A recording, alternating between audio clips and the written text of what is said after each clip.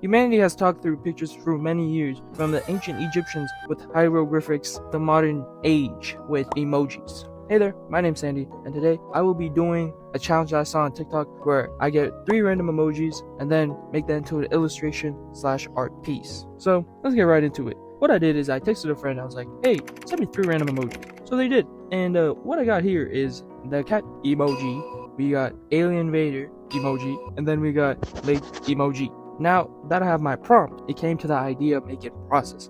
How was I gonna make these pictures into another picture? So what I did was I looked at the cat. I was like, okay, cat girl, anime cat girl, or furry cat girl. In the end, I inevitably went to the furry cat girl because, I want to try something different. Now that we have the main character of my piece is where the problem here then lie type shit. So basically, now I had to figure out how I would implement the other elements into it. Because after the cat, I kind of didn't know what to do with the other 2 things. Because the game one, I was thinking, you guys remember the game Gauntlet from regular show? That's kind of where I was heading at first initially. And then I kind of just wanted to have it there's just a dialogue box instead. Just because it seemed more game-like than just having that game Gauntlet in a world where there's a furry, where her arm is gone. It just made a lot more sense because just having a game gauntlet or a power gauntlet didn't really make sense to me in the context of the world I was building. Secondly, came the lake, because usually I don't draw lakes. That's not my forte. I can somewhat draw the upper body, but the lower body, complete mystery to me. It's like the ocean. It's 90% of the body, but I don't know anything about it. So I usually don't draw lakes. So I just thought, why don't we have the thigh and the shin in there? Because I was hitting the pose, I was thinking about the angles, make it a little bit dynamic, type B. And so I came up with the story. What if it is a cat girl with injuries? She's like a warrior type B. She lost her arm, but there's only one machine arm type thing. Honestly, there's too many ideas. I didn't hone in enough. The design was kind of bad. Honestly, not the best well executed piece in my opinion. Thematic wise. Looking at it, it looks fine, but these congruent ideas coming together, not as seamless as I wished. But anyways, the pose. What is it with the pose? Well, what's the story I'm trying to tell? So the story I was trying to tell is she's climbing up a hill and there's mountains in the background, and that's basically the story I was trying to tell. I wasn't really thinking about anything else. My brain is kind of empty. But I was thinking about the terrain because I thought having it like a hill with mountains in the back, I feel like it would add more dynamics, make it a little bit more interesting to look at visually. I think I succeeded in that front, but I don't know. I just don't like the overall piece to begin with. Yeah. Anyways, talking about more of the character design aspect of the cat, I changed up what her robotic arm would look like in the later half of the piece when I was inking it. From rough sketch to inking, I changed it from having it to a fist, or having joints on it and being a normal hand, to just having a ball. You know what I'm saying? And then her other hand, I just removed that entirely because I can't draw a cat a hand, and I didn't want to, because I'm lazy. So I changed that, and I wanted to tell a story with that. And the story I was trying to tell before I covered the whole thing up with her, I think poncho is what I made. So the story I was trying to tell before I absolutely gutted the idea is that I wanted her to be like a warrior, but she just came out of a battle and she's healing from it. And where she was healing at, she didn't have the necessary equipment to get a robot arm. Because there's some technology in the world, I was thinking, but it's not advanced enough.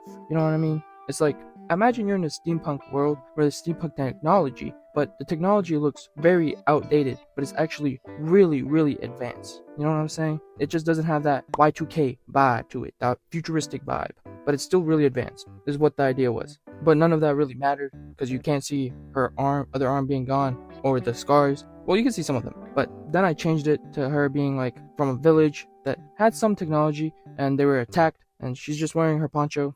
And I thought, I honestly really like ponchos. I want to give a character a poncho. That's kind of because before she had a cape. No, she had a robe. That's what it was. She had a robe. The reason I didn't keep her with the robe is because I didn't know how I would do that. Because the previous pose, she still had an arm. Then I cut it off because I got lazy towards the end. So because I cut off the arm, I didn't have a robe, and now the piece looked less interesting in my opinion. So I was like, I gotta give her a robe again. And I was like, the silhouette looks weird because the robe would catch the tail in it.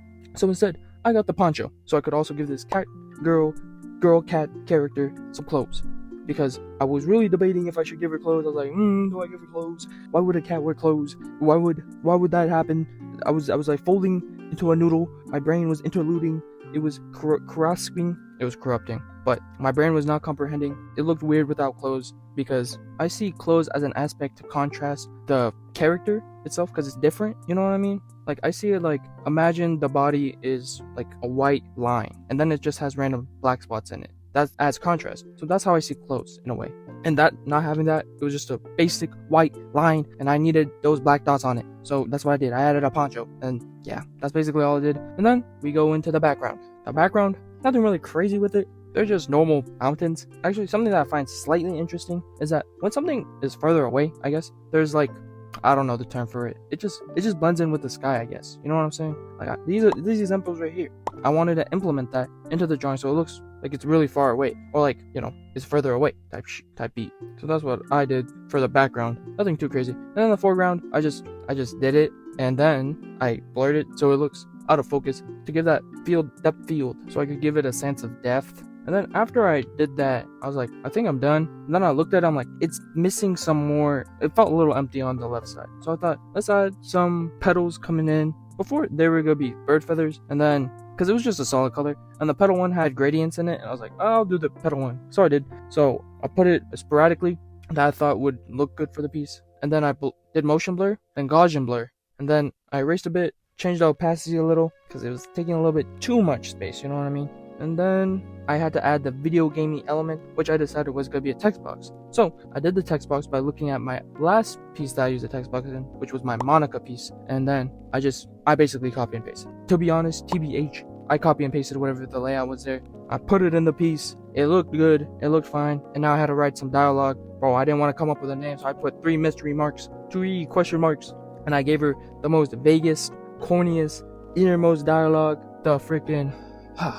Those bastards. They'll pay my family, my friends, And yeah, that's the end of the piece. I hope you liked it. I don't like it. But anyways, yep, this was fun. It was really difficult though, because I usually don't ever draw furries or this fur-like creature. And I was kind of struggling with the anatomy a little, slightly. But in the end, I drew the thing. The thing was drawn. I had a little bit of fun drawing the thing. But looking back on it, it looks like buns. I don't like it. But yeah, I hope you guys liked the video. If you did, hit the like button. If you didn't, don't hit the like button. Side thing, this will be my last video for a while. Probably for 2 months, hopefully. Because I will be on vacation with my family. I'll be drawing there too. Can't get rusty on this. But yeah, hope you guys have a great day, great night. See you guys in 2 months. Peace.